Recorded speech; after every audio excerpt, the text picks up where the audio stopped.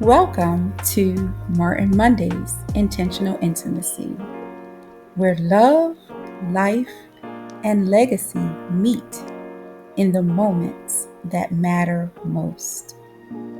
Every week, I will share sacred reflections of my 30-year marriage before Martin's passing, as well as our life now without him. May these reflections help us live with more weight, warmth, and wisdom. Martin was a letter carrier by profession, but a life carrier by purpose. So let's take a moment and let intentional intimacy speak.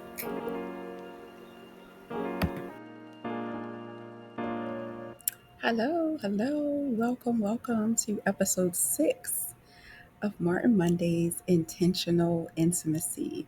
Thanks so much for joining in today's segment that's going to get to the heart of some issues here as we talk about from heartbreak to healing.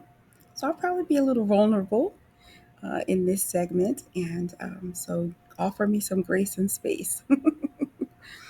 So in the last episode, we kind of closed out with Martin and I becoming, deeper friends, and that infamous kiss on the cheek in the rain.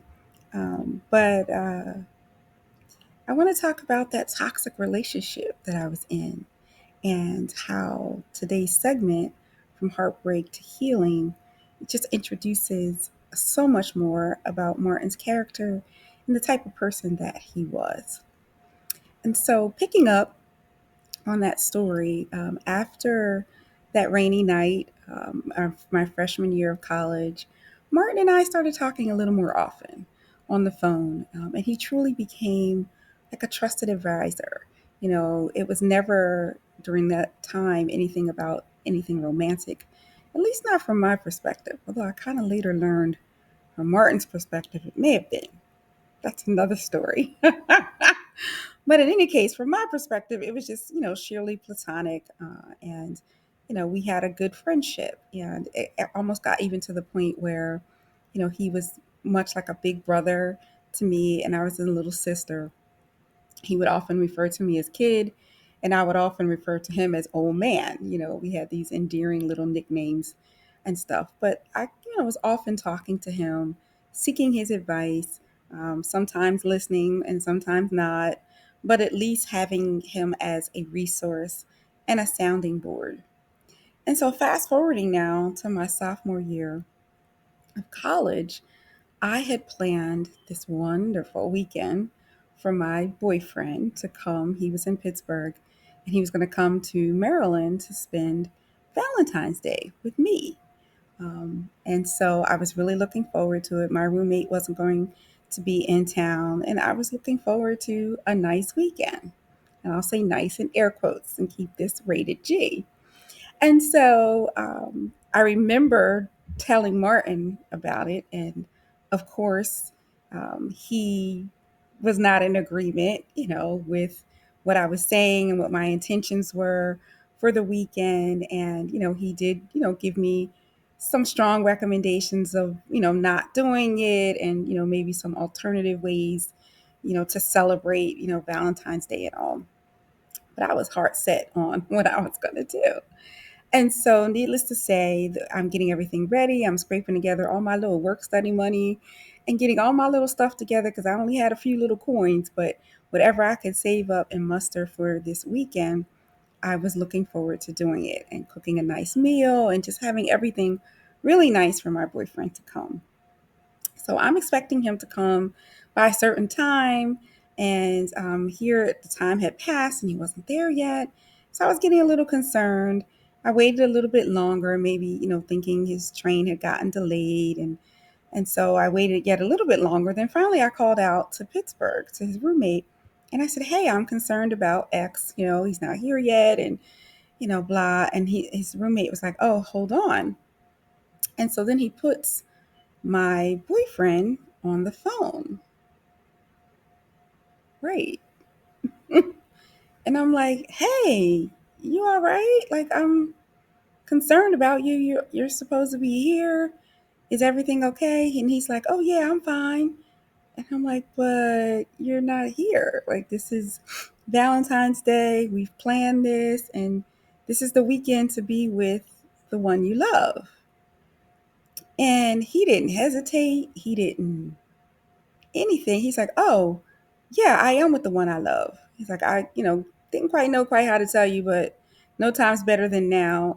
I am with the one I love, and I'm going to be spending time with her, and our relationship is over. Click. What? Yeah.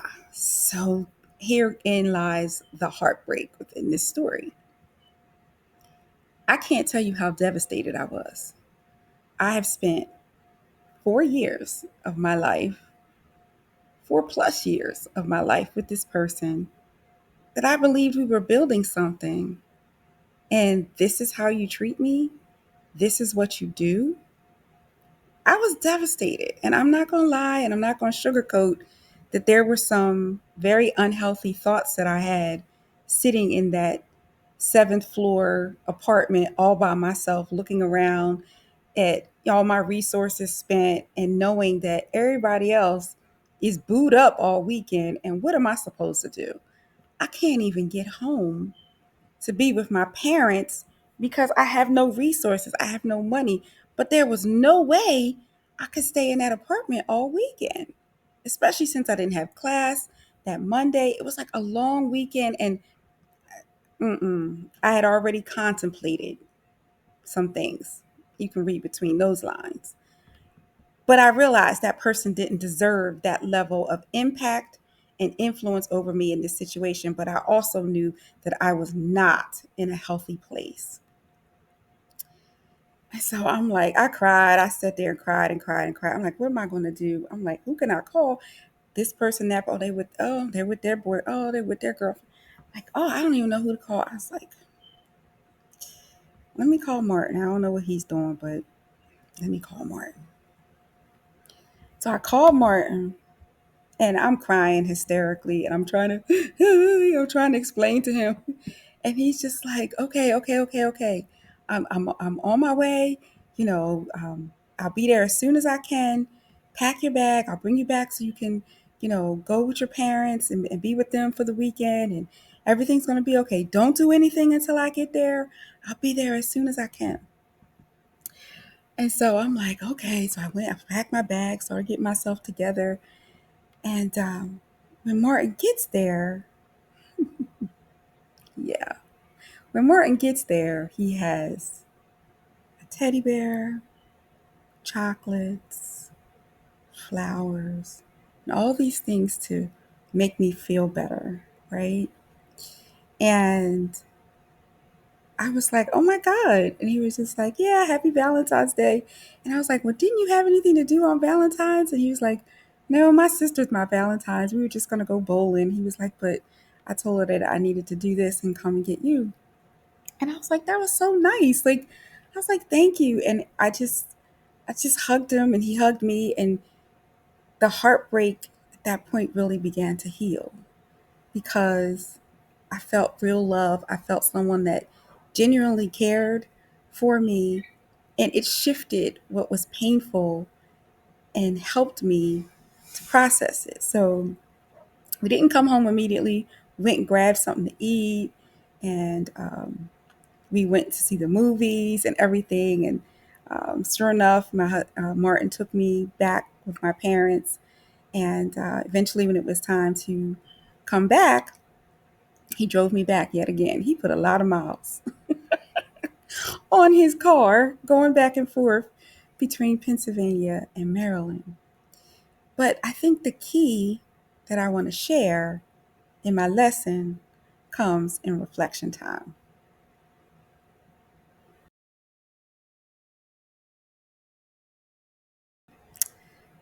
Martin showed unconditional love.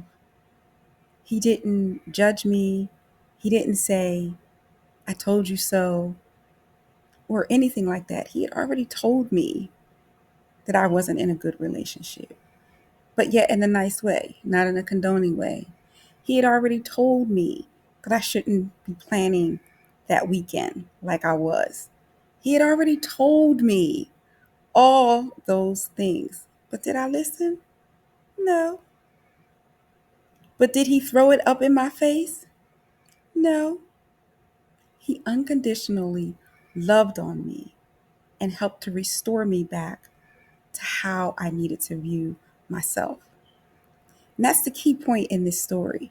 Maybe you're the one that was hurt and someone helped you. Or maybe you're the one that showed love and compassion to someone else instead of throwing it up in their face. At the end of the day, hearts that are broken need hearts that are full of compassion in order to heal. And that's what Martin provided for me. And I hope that that's something that you're providing to people in your sphere of influence and people who are coming to you and not taking your advice, not doing the things that you say, but you're still loving on them and helping them to find safe places to heal. That is how we live in legacy. That is how we live in the wow moments. And I hope that you will continue showing unconditional love, receiving unconditional love, and having more and more wow moments day by day. Thanks so much for joining, and I'll see you next time. Hey, you, come here. If the story that I just shared spoke to you in some way and you want to go a little deeper with it, then I invite you to get the tea. Yeah, there's Martin Mondays, and then there's the Tuesday tea, where we dig a little deeper with a thought, an experience, and an application. There's a blog where we talk about the lesson a little bit more. And so I invite you to come on Tuesdays and have tea time with me. Take care.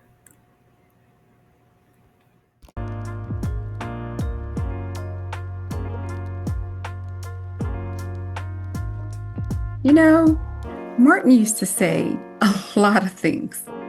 Some were funny, some were wise, but one thing he often said was, wow.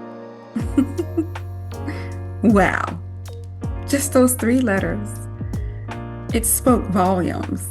It meant a lot. When he didn't know what to say, wow. When he was excited about something, wow.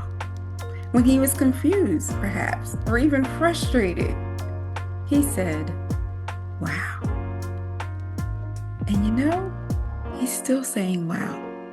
Through this bracelet, he's still saying wow, because he's still saying, may your whole life prove that God is good. And so in closing, that's my hope for you this week.